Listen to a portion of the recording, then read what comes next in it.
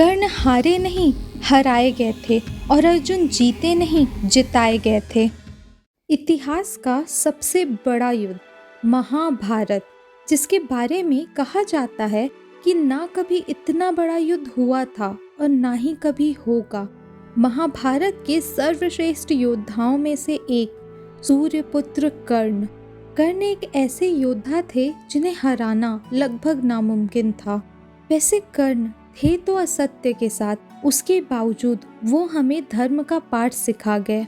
आज मैं आपको महाभारत के योद्धा कर्ण के बारे में ऐसे बातें बताऊंगी जो शायद आपको नहीं पता हो। कर्ण, जिन्हें हम सब दानवीर कर्ण के नाम से भी जानते हैं। अपने पिता सूर्यदेव से मिले कवच और कुंडल के कारण उसे कोई नहीं मार सकता था और उसे हराना बहुत मुश्किल था। लेकिन युद्ध के दौरान अर्जुन के हाथों उसकी मृत्यु हुई। पर कैसे? इसके पीछे एक देवता का छल था। इंद्रदेव, स्वर्गलोक के राजा और अर्जुन के पिता इंद्रदेव, उन्हें ये बात पता थी कि कर्ण के होते हुए कौरव को हराना काफी मुश्किल है। अपने बेटे अर्जुन की रक्षा के लिए वो कुछ भी कर सकते थे, तो उन्होंने छल किया। युद्ध प्रारंभ होने के एक दिन पहले इंद्रदेव ने एक ब्राह्मण का रूप धारण कर दान में कर्ण का कवच और कुंडल मांगा। कर्ण को इस बात का ज्ञात पहले से ही था कि ब्राह्मण के भेष में वो इंद्रदेव हैं, पर क्योंकि वो दानवीर कर्ण थे, वो अपने धर्म से पीछे नहीं हटे। उन्होंने अपना कवच अपने शरीर से उखाड़कर इंद्रदेव को दे दिया। कर्ण बिना कवच और कुंडल के महाभारत के युद्ध में उतरे और आखिर में अर्जुन के हाथों उनकी मृत्यु हो गई। महाभारत में कर्ण को हम सब ने एक खलनायक के रूप में देखा है, लेकिन उनके कुछ ऐसे त्याग हैं जिससे पता चलता है कि कहीं न कहीं उनके साथ अन्याय हुआ था। जन्म से ही कर्ण की जिंदगी में बहुत सारी कठिनाइयां थीं और जन्म से ही उनके साथ अन्याय शुरू हो चुका था। यदुवंशी राजा सूर्यसेन के राज में ऋषि दुर्वासा आए हुए थे। राजा सूर्यसेन ने अपनी पुत्री राजकुमारी कुंती को उनकी सेवा में लगा दिया। राजकुमारी कुंती के सेवा भाव से प्रसन्न होकर ऋषि दुर्वासा ने उन्हें वरदान स्वरूप एक मंत्र दिया, जिसकी जाप से वो किसी भी देवता की शक्ति का पुत्र पा सकती थी। जिसके कुछ समय बाद राजकुमारी कुंती के मन में ये आया कि ये मंत्र उपयोगी है भी या नहीं।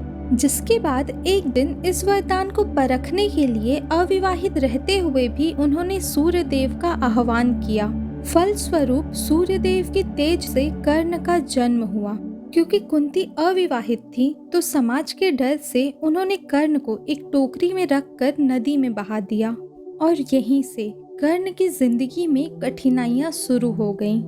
कर्ण आदिरथ नंदन और राधा नामक एक सूतों के परिवार को मिले और वहीं उनका पालन पोषण हुआ। उस वक्त जाति और धर्म के नाम पर बहुत भेदभाव होते थे, जिस कारण क्षत्रिय होने के बाद भी उन्हें शिक्षा से वंचित रहना पड़ रहा था। क्योंकि कर्ण का पालन पोषण एक शूद्र परिवार में हुआ था, उन्हें शिक्षा देने के लिए कोई भी गुरु तैयार नहीं थे।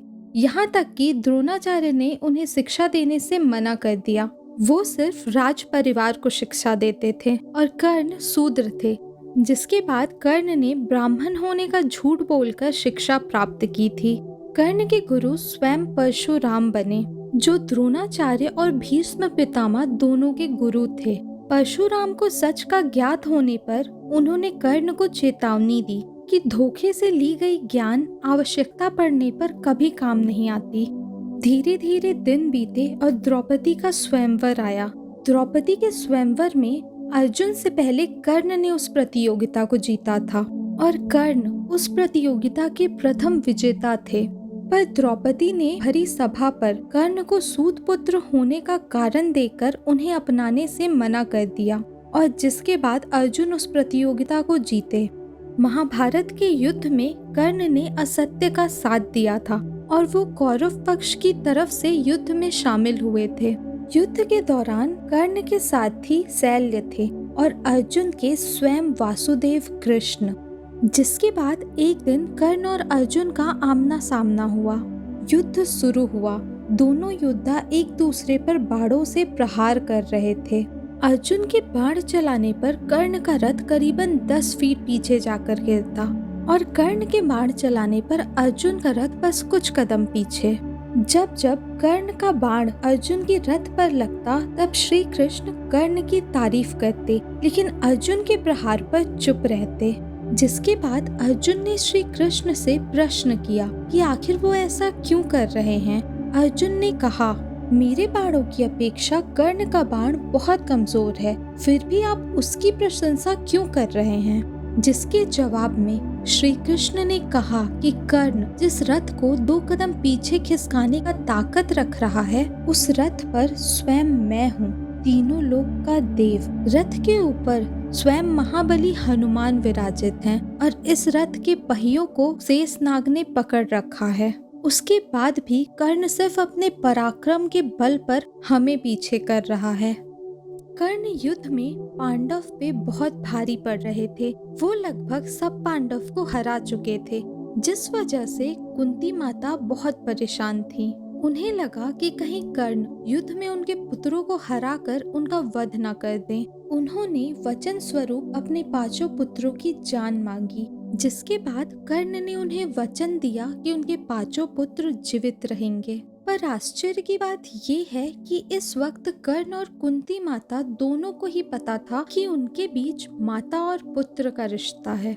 अंतिम युद्ध के दौरान रणभूमि में कर्ण के रथ का पहिया धरती पर फंस गया और वो उसे निकालने नीचे उतरे। निहत्थे पर वार करना युद्ध के नियम के खिलाफ था। कर्ण उस वक्त निहत्थे थे और उस वक्त अर्जुन ने अपने धनुष पर बाण चढ़ा रखा था। श्री कृष्ण ने अर्जुन को कर्ण पर वार करने को कहा। उन्हें इस बात का ज्ञात था कि अभी नहीं तो कभी नहीं, क्योंकि अगर उस वक्त कर्ण को नहीं मारा जाता तो कर्ण को हराना लगभग नामुमकिन था। अर्जुन ने पहले इनकार किया, पर क्योंकि कर्ण अधर्म के साथ था और कहीं न कहीं अभिमन्यु की मृत्यु में शामिल था, अर्जुन ने बिना देरी करते हुए उसी वक्त कर्ण को अंजलिका अस्त्र से मार दिया और उसकी मृत्यु हो गई। कर्ण को अपने पूरे जीवन में अनेकों बार शर्मिंदगी और अपमान से गुजरना पड़ा। न केवल दूसरों ने बल्कि उनके अपनों ने ही उनके साथ अन्याय किया। देखा जाए तो अगर कर्ण दानवीर या अपना वचन पूरा करने वाले व्यक्ति नहीं होते तो उन्हें रणभूमि में हराना नामुमकिन था। पर इससे ये नहीं झुठलाया जा सकता कि कर्ण दुर्योधन के पाप में बराबर के भागीदार थे। वो शुरुआत से ही अधर्म के साथ थे, जिस कारण उनकी मृत्यु पहले से ही तय थी। अगर आपको मेरा ये वीडियो पसंद आया तो प्लीज़ वीडियो को लाइक और चैनल को सब्सक्राइब ज़रूर करें।